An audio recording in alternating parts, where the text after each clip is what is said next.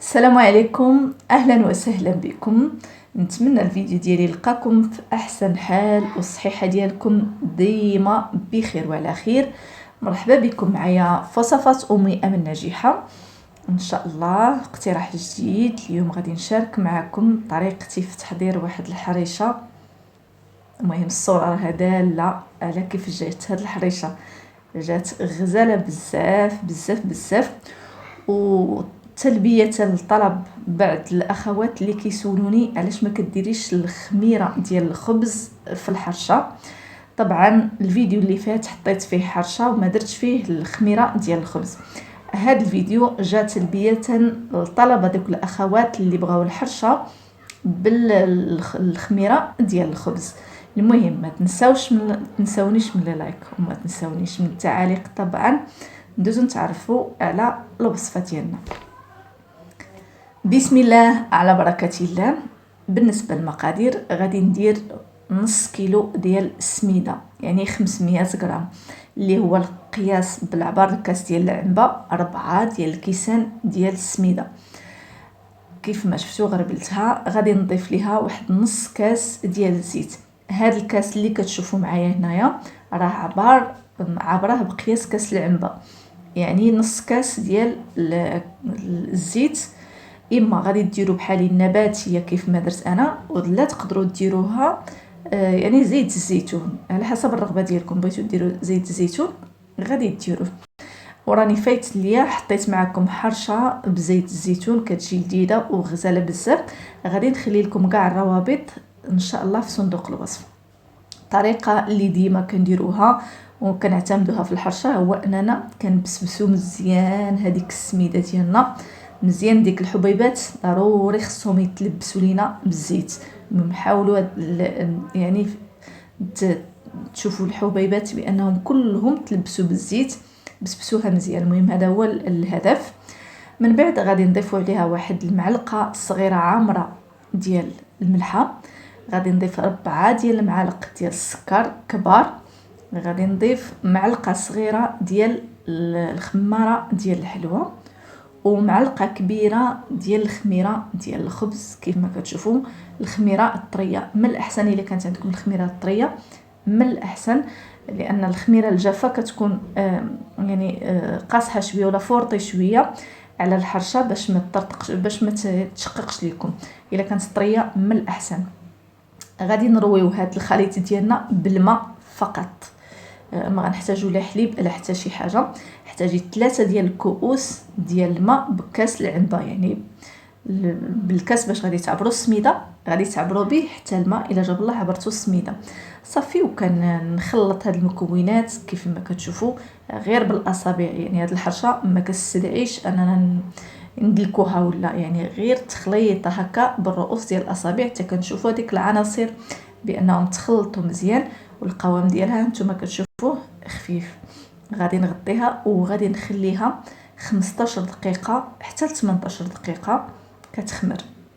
يعني هذه واحد الخطوه اللي مغايره على الحرشه اللي كنديروا عاده. يعني هاد الطريقه ديال انها كتخمر لينا بديك الخميره كتخمر وكتجي واحد الحرشه اللي هشيشه وخفيفه بزاف بزاف. المهم من بعد ما مرت بالضبط تقريبا انا هنايا شي 15 16 دقيقه هكاك صافي دزت كنبريباري المقله اللي حطيت فيها واحد الطريف ديال الزبده، وكنحاول نلبسها مزيان بهذيك الزبده باش ما تلصقش ليا الحرشه. وكندير فيها شويه ديال السميده كيف ما كتشوفوا. المهم هاد الطريقه باش تفاداو ان الحرشه ديالكم تلصق في يعني في المقله. دهنوها مزيان بالزبده ورشوا السميده. عندي هنا واحد الزلافه غادي نضيف ليها تقريبا واحد الكاس لاروب ديال السميده، وغادي نضيف ليها واحد 2 معالق كبار دايبين ديال الزبده. غادي نبسبس هاد الزبده بهاد السميده. وهذا الخليط هو باش غادي نقرص به الحرشه ديالي كيف ما كتشوفوا. بغيتو تنقصوا شويه من يعني من الخليط الاول اللي بسبستو ممكن، ولكن انا بالنسبه لي المقله عندي كبيره يعني 500 غرام كتجيني هي هذيك. داكشي علاش ما نقص منها والو. ودرت هاد الكاس لاروب بوحديتو. كيف ما كتشوفوا الحرشه ديالنا ولا القوام ديالها راه ديجا كيكون تشرب، يعني تشربات، ما بقاتش ديك الحرشه اللي جاريه بزاف، ولكن تشربت شيئا ما. ولكن مع ذلك الخليط راه خفيف، يعني ماشي، يعني الخليط ديال السميده باقي خفيف شويه، ماشي تقال بزاف. صافي غادي نحاول ما امكن نرش عليها شويه ديال السميده هكا ونحطها في المقله ديالي ونبسطها.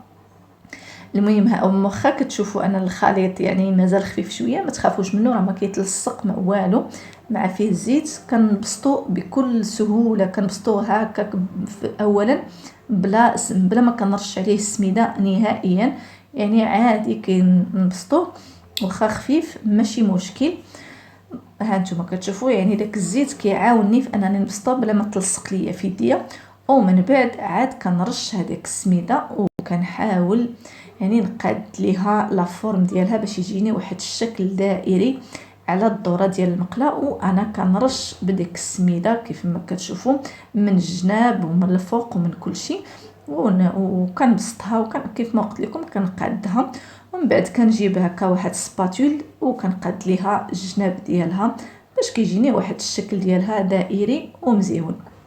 بالنسبه للطياب بزاف حتى ديال الاسئله جاوني في الطياب كيقولوا لي واش سميتو بالنسبه للطياب واش كتغطي الحرشه؟ لا ما كنغطيهاش، ولكن انا غادي نشرح لكم بالتفاصيل هنايا، حيت يمكن كتبان لكم واحد اللقطه وما كتكملوش الفيديو وكتفهموه بالغلط. المهم بالنسبه للطياب على نار متوسطه كنحط واحد الزنقه هكا، ضروري انا كنحطها من تحت المقله، عاد كندير يعني المقله فوق ديك الزنقه وكنخلي الحرشه ديالي هكا حتى كتنشف. ما بين الحين والاخر كنبقى كندور فيها ضروري باش تحمر ليا يعني من كل الجوانب. هذه هي اللقطه اللي بغيت نشرح لكم، يمكن الاخوات ما كيكملوش الفيديو، هي انني مني كنغطيها وكنبغي نقلبها، انا ما عنديش هذيك الوصله صراحه باش كنقلب الحرشه، كنقلبها في الطبسيل وما كيشوفوا الطبسيل مقلوب كيقول لك واش غطيتيها؟ لا ما كنغطيهاش، كنحط الطبسيل غير فاش كنبغى نقلب الحرشه ديالي. صافي تقلبتها كيف ما شفتوا راها تحمرت، كنعاود نرجعها للمقله ونخليها كطيب من الجهه الثانيه. ومره طبعا راني كنبدا كنقلب فيها، ضروري يعني تبقاو هكا كتقلبوها، خصوصا ملي كتقلبوها على الجهه الثانيه كتقلبوا يعني كتبقاو تحركوها هكا غير بيديكم، راه هكا الدور ساهله لانها كتكون كتحرك. صافي باش كتاخذ واحد اللون موحد، ضروري نبقاو نديروا لها هذه العمليه. صافي كنطلع عليها هكا واحد شويه، كنعلي شويه بشي سباتولا كتبان ليا تحمرت. صافي عاوتاني كندير نفس العمليه، كنقلبها في الطبسيل. هذا هو علاش كندير الطبسيل، كنقلبها في الطبسيل.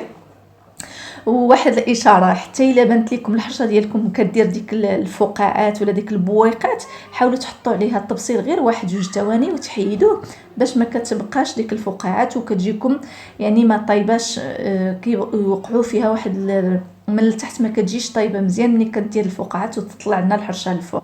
هذه واحد الملاحظه. المهم الحرشه ديالي بعد ما طابت هانتوما كتشوفوها كيفاش دايره، راها غزاله صراحه، ما نبقاش نهضر عليها بزاف. نتمنى انكم تجربوها وتخليوا لي في التعاليق كيف جاتكم. حرشه تستحق التجربه، غزاله بزاف بزاف. المهم ما تبخلوش عليا وما تنساونيش، ما تبخلوش، غير واحد لاستيس اللي صغيره بزاف، هو انكم تكليكيو وديروا واحد البصمه وتخليوا لي تعليق. وشكرا لكم، الى فيديو قادم ان شاء الله، بحول الله. تهلاو في راسكم، مع السلامه.